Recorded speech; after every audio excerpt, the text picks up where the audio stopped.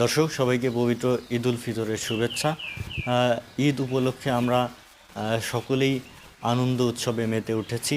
আমরা দেখছি যে পরিবারের জন্য অনেকেই দূর দূরান্ত থেকে ঈদ করার জন্য পরিবারের কাছে ছুটে আসছেন, সন্তানরা মায়ের কাছে ছুটে আসছেন, আত্মীয় স্বজনের কাছে ছুটে আসছেন।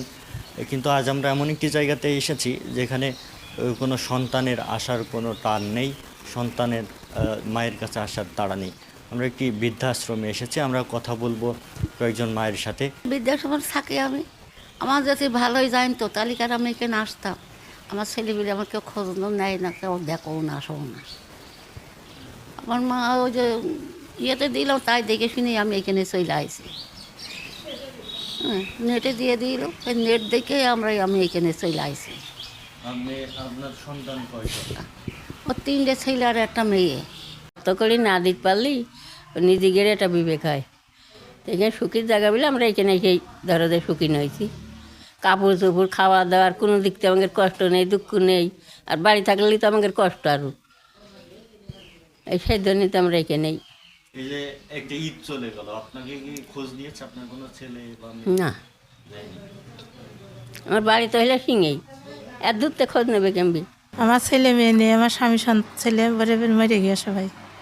আপনার হাজবেন্ডও মারা গেছে? হ্যাঁ, মরে গেছে, আমার স্বামী মরে গেছে। ওই কিকনিনাথ মরে গেছে। মেয়েটা আর হলো স্বামী হাট বোলাটে মরে গেছে। দেখার কেউ নেই? আমার কেউই নেই দেখা। ছেলে মেয়ে কয়জন আপনার?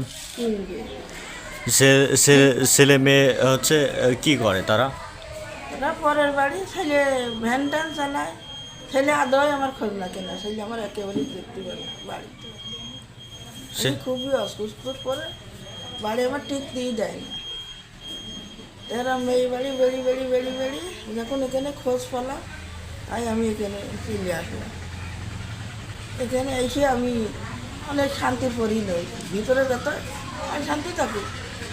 এখানে আমার আবার কোনো কষ্ট দেয় না।